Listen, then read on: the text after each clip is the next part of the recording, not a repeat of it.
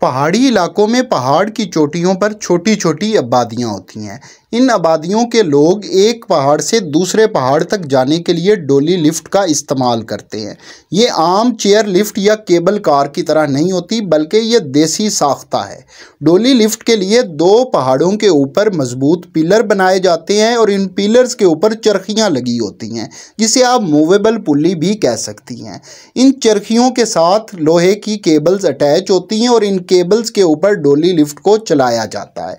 जब एक पहाड़ से दूसरे पहाड़ पर जाना हो तो दूसरी तरफ की चरखियों को घुमाया जाता है मशीन के ज़रिए। जब केबल्स आगे हरकत करती हैं तो उनके साथ डोली भी एक पहाड़ से दूसरी पहाड़ की तरफ चली जाती है और इसमें बैठे मुसाफिर अपनी मंजिल तक पहुंच जाते हैं। और फिर जब इनको वापस लाना हो तो दूसरे पहाड़ की चरखियों को घुमाया जाता है और डोली दूसरी तरफ चली जाती है। ये कोई इतना आसान तरीका नहीं, बल्कि बहुत ही ख़तरनाक है, क्योंकि अमूमन तौर पर डोली की ऊंचाई 1000 मीटर तक भी होती है। लेकिन ये टाइम कंज्यूमिंग नहीं है, बल्कि आप एक पहाड़ से दूसरे पहाड़ पर जाने 10 मिनट के अंदर पहुंच सकते हैं।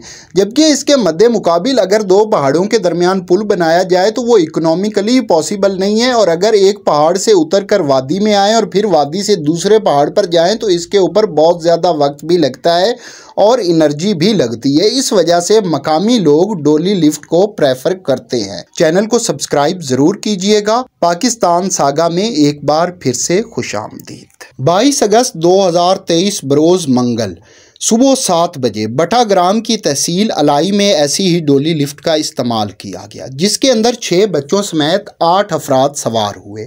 जब ये डोली लिफ्ट आधे रास्ते में थी तो इसका एक केबल के साथ कनेक्शन ख़त्म हो गया और दूसरी केबल के सहारे ये हवा में झूलने लग पड़ी। हादसे की खबर पूरे इलाके में जंगल की आग की तरह फैल गई और हज़ारों की तादाद में मुकामी लोग जाए हादसा पर इकट्ठे हो गए।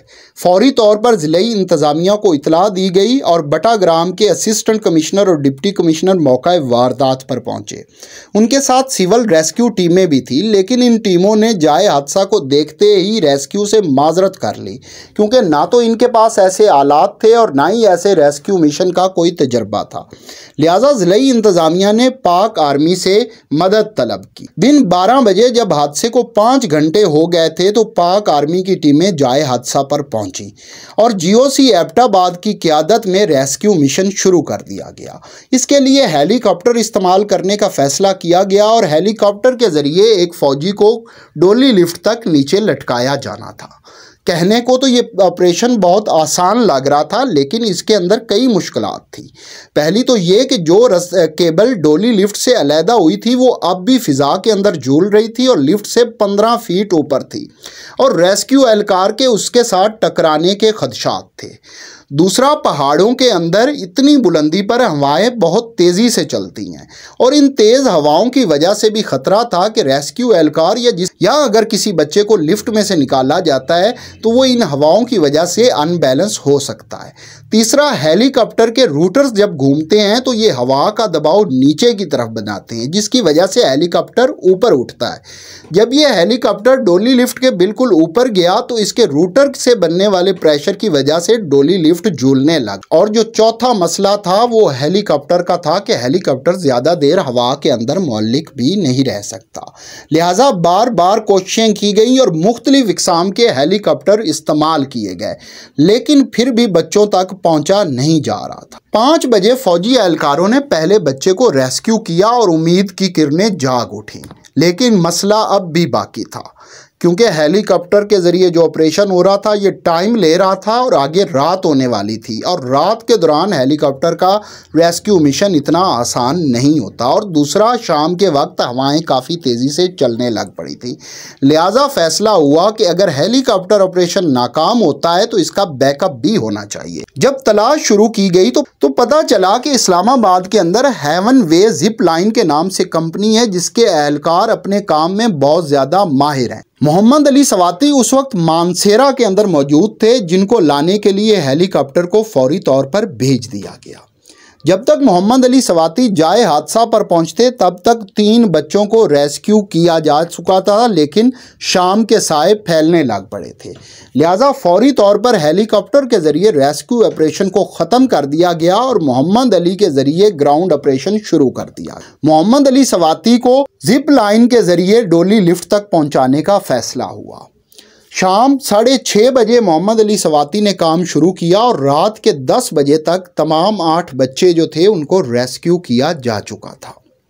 ये ऑपरेशन इंतहाई खुश असलूबी से सर अंजाम पाया और इसके अंदर पाक आर्मी की कोऑर्डिनेटेड एफर्ट का बहुत बड़ा अमल दखल था।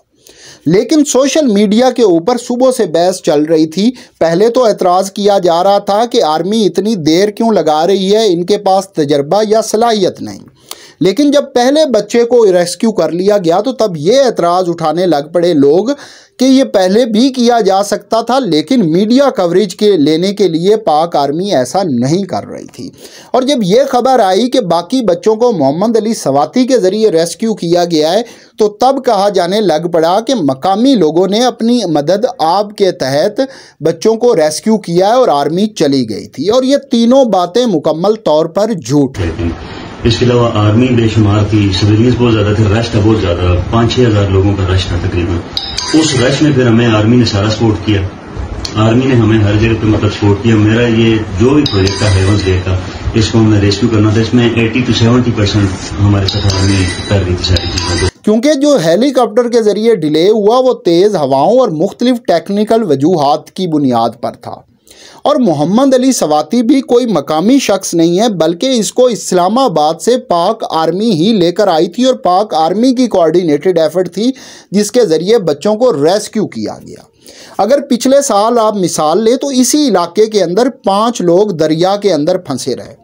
वो तकरीबन 6 घंटे तक फंसे रहे, लेकिन ना KPK की सूबाई इंतज़ामिया और ना मकामी लोग उनको बचा सके और ना पाक आर्मी से मदद तलब की गई और बल आखिर वो 5 लोग दरिया के अंदर बह गए। बहरहाल पाक आर्मी को भी सलाम और मोहम्मद अली सवाती को भी सलाम, जिसने ये ऑपरेशन कामयाबी से सर अंजाम दिया और बच्चों की ज़िंदगियाँ बचाईं। वीडियो को लाइक कीजिएगा और चैनल को सब्सक्राइब करना मत भूलिए।